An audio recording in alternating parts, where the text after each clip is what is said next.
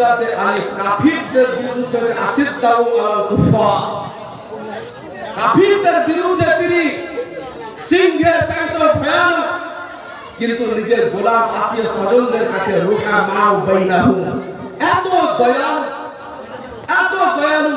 গোলাম বলছেন যার আকা, যার মুনিব মাওলায়ে আলী, সেই গোলামের ভয় কিভাবে থাকতে পারে? অতএব আপনি তো কিছুই বললেন না, আমি জানি হাজার অন্যায় করলে আপনার দরবারে ক্ষমা অবশ্যই আছে। যার জাইনুল আবেদিন আপনার কাতিলে কারবালা, কারবালাতে কাতিল করা, এমনকি ওনার বেটার রহম করা শুনেন তাহলে বাপের রকম বুঝে যাবেন। কারবালার সরজমিনে যখন আপনার ইমামে হুসাইন জয়নুল আবেদিনকে ঘোড়ার পিঠে বেঁধে নিয়ে যাওয়া হচ্ছিল, নিয়ে যাওয়ার পরে আপনার কারবালা থেকে এজিদের দরবার পর্যন্ত নিয়ে যাওয়ার সময় কিছু সংখ্যক ব্যক্তি আপনার পাথর মেরেছিল। হযরত জয়নুল আবেদিন বহুদিন পরে একটা খানার ব্যবস্থা করেছিলেন, সেই জায়গাতে একজন বসে আছেন। বসে থাকার পরে হযরত জয়নুল আবেদিন নিজেই পাতা দিচ্ছেন, দিতে দিতে একজন ওই ব্যক্তিটা বলছেন, জয়নুল আবেদিন আপনি আমাকে চিনতে পারছেন? তখন বলছে হ্যাঁ চিনতে পারছি। তো বলছে কে বলুন তো? না তুমি খাও, তোমাকে চিনতে পারছি। ওই ব্যক্তিটা মনে মনে ভাবছে আমাকে হয়তো চিনতে পারেনি, চিনতে পারলে আমাকে খেতে দিত না। তার কারণ যদি কোনো ভাই মনে করেন জালাল ভাই আমাকে বলছে মৌলভী সাহেব চিনতে পারছেন আমাকে, তো আমি যদি চিনতে নাও পারি লজ্জায় বলবো যে হ্যাঁ চিনতে পারছি, কোথায় দেখেছি মনে হচ্ছে। তখন জালাল ভাই কনফার্ম হওয়ার জন্য কোথায় দেখেছেন বলেন তো, তখন তো আমি চিনতে না পারলে আমার বুদ্ধি শেষ। কিন্তু আল্লাহু আকবার, এইভাবে ওই ব্যক্তিটা মনে মনে ভাবছে হয়তো চিনতে পারেনি, এমনি জিজ্ঞাসা বলছে যে হ্যাঁ চিনতে পারছি, যেহেতু ওনার দস্তরখানায় বসে আছি আমি লজ্জা পাবো এই কারণে হয়তো বলছেন। তখন ওই ব্যক্তিটা বলছেন হুজুর যতক্ষণ না বলবেন যে আমাকে কোথায় দেখেছেন আমি খাবো না। তখন জয়নুল আবেদিন বলছে ছাড় না, বলার সময় না হুজুর বলতেই হবে। তখন জয়নুল আবেদিন বলছেন যে তাহলে শুন। বলে কি? বলে যখন কারবালার সরজমিন থেকে আমাদেরকে বেঁধে নিয়ে যাওয়া হচ্ছিল, দূর থেকে যে সমস্ত ছেলেরা পাথর মারছিল, ওই পাথর মারা ব্যক্তিদের মধ্যে তুই একজন, যে তুইও আমাকে পাথর মারছিলি। তখন হঠাৎ করে সে হতভম্বিত হলো, আরে সব কিছু জানার পরেও নিজের দস্তরখানাতে যে খাওয়াতে পারে সে ব্যক্তিত্বের আনাম কি হবে?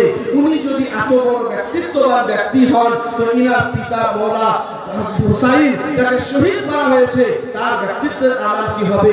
এই ভুল বুঝে তিনি সঙ্গে সঙ্গে তওবা করে পুনরায় আহলে সুন্নাত ওয়াল জামাত ইসলামের অন্তর্ভুক্ত হয়ে গিয়েছিলেন।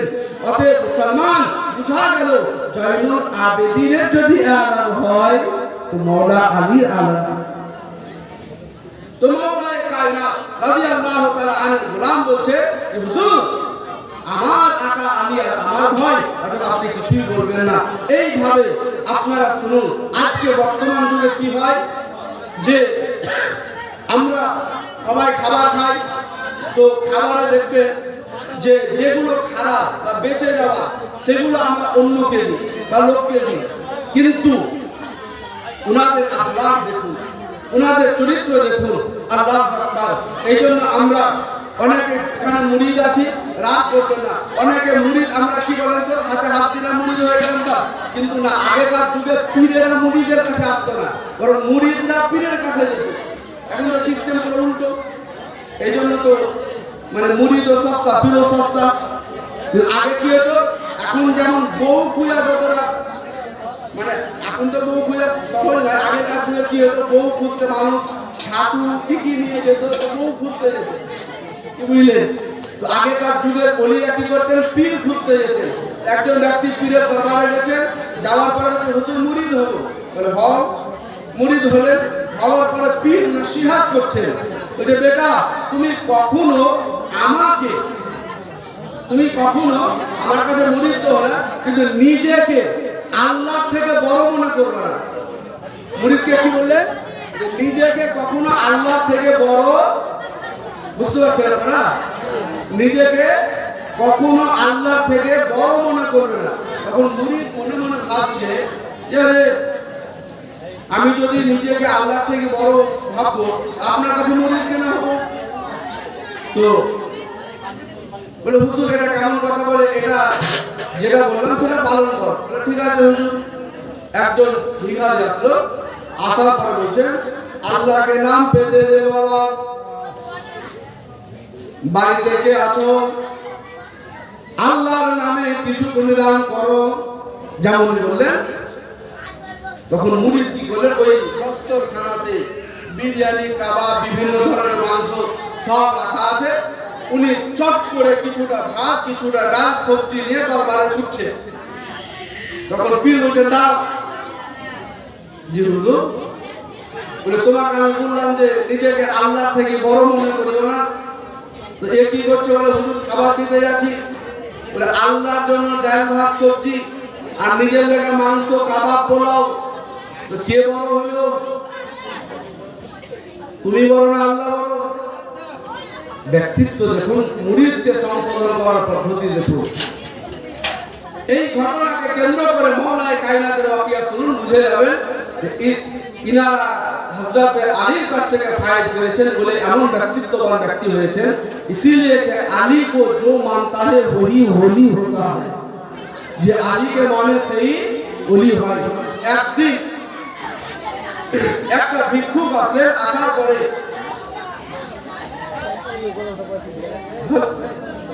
হযরত আলীকে দেখছেন যে শুকনো রুটি পানিতে ভিজিয়ে ভিজিয়ে খাচ্ছেন। হযরত আলীকে বলছেন যে হুজুর কিছু খাবার পাবো?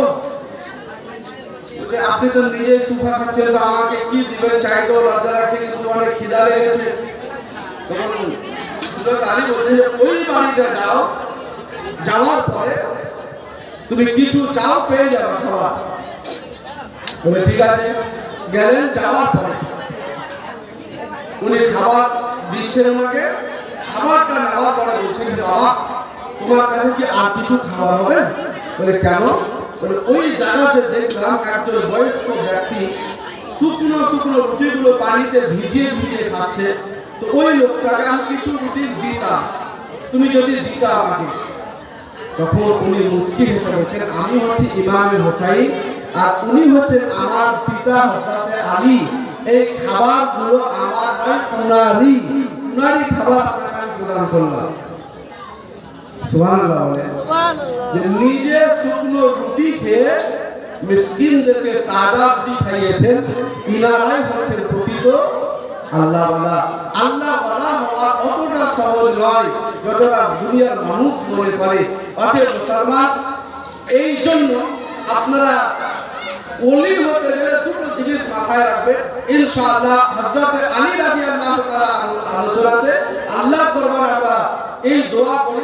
আজকে আরেকটি কথা, যদিও সিডনি চলে এসেছে, আমি আপনাকে বলি আমরা সবাইকে ওলি মানতে চাই, সবাইকে পীর মানতে চাই।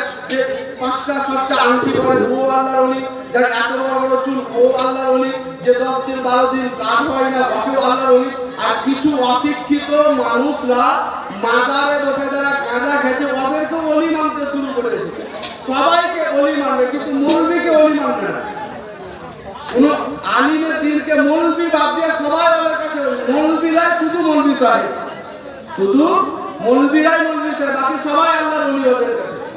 কিন্তু আসলে মাথায় রাখবেন যে ওলি হওয়ার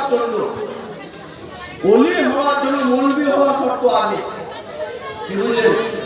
সব ওলি মৌলবী, সব মৌলবী ওলি নয়। ওলি সে মুরাদ যেটা আমরা যাদেরকে পীর মনে করি। অতএব আমরা পীরের ডেফিনেশনটা অন্যরকম ভাবে নয়। এখানে পীর সে মুরাদ যাদের দিলে আল্লাহর ভয় ভীতি আছে, আল্লাহকে ভয় করে চলে, তারাই হচ্ছে আল্লাহর বন্ধু। অতএব আমরা আলিমের দিনকেও ওলি মানতে পারি, এতে কোনো সন্দেহ না। ওদেরকে পীর মানতে পারি। আপনারা শুনলে অবাক হবেন। আল্লাহ, আমি আপনাদেরকে বলি যে সাইদাপুর গাড়িঘাটের হুজুর জামালে মিল্লাত, এদিকে হুজুর মশরুর আহমদ করিমি, ইনারা আছে, ইনারা বারহাত আল্লাহর ওলি, ইনারা দ্বীনের খিদমত করছেন, উনাদের দ্বারা দিনের অনেক উন্নতি হচ্ছে। আমরা ইনাদেরকেও মাথার তাজ মনে করার সাথে সাথে এই দুটো মাদ্রাসাতে যে সমস্ত শিক্ষকগুলো আছে, যে আসাতেজা আছে, ইনাদেরকেও উনাদের মতো সম্মান যেদিনকে প্রদান করা শুরু করব, সেই দিনকে ইসলাম একদিনের নয় সারা জীবনের জন্য চমকে যাবে। সারা জীবন কেন? কিভাবে দেখবেন যে সাইদাপুরের লাইটিং, সাইদাপুরের রং পরিবর্তন হয়ে যায় কখন? যখন পীর সাহেব আসেন। তো আপনার আশাতে করো, কিন্তু শিক্ষকদেরকেও যদি সেই সম্মানটা দেওয়া হতো তাহলে আপনার আমার ঘরের ছেলেগুলো ওই মাদ্রাসা ছেড়ে ইউনিভার্সিটি যেত না, কারণ ওই মাদ্রাসাতে পড়ালে তাদেরকে যতটুকু সম্মান পাওয়ার যোগ্য ততটুকু মুসলমান দেয় না।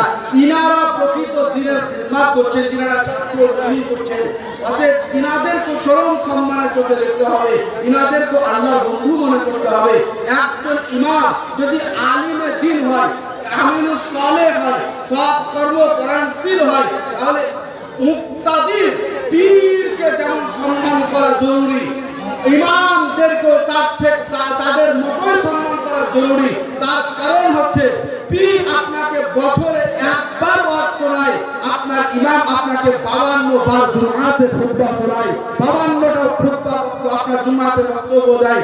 তাহলে আজকে মুসলমান আমরা যদি যথাযথ সম্মান দেওয়া শুরু করি, তার অবশ্যই ইনশাআল্লাহ আমাদের সমাজে পরিবর্তন হবে।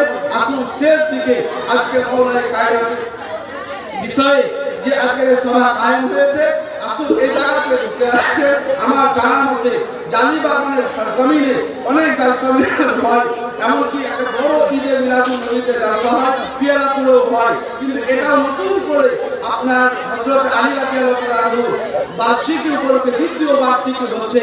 এই জন্য এখানে খুব অল্প সংখ্যক মানুষের মাঝে আলী প্রেমিক, আলীর মহব্বতকারী কোনো ব্যক্তি যদি থাকেন, আগামী বছর জালসা হোক এবং এই বছর জালসাতে সহযোগিতা হবে, এই টেন্ডেন্সি বা মানসিকতা নিয়ে কোনো ব্যক্তি আমার মহব্বতে নয়, আমার ওয়াজে মন গলিয়ে নয়, আলী রাদিয়াল্লাহু তাআলা আনহুর মহব্বতে কেউ যদি পারেন, যে জোর নয় জবরদস্তি নয়, আপনাদেরকে ফোর্স দিচ্ছি তাও নয়, মহব্বতে কেউ যদি পারেন আগামী বছর হযরত আলীর মহব্বত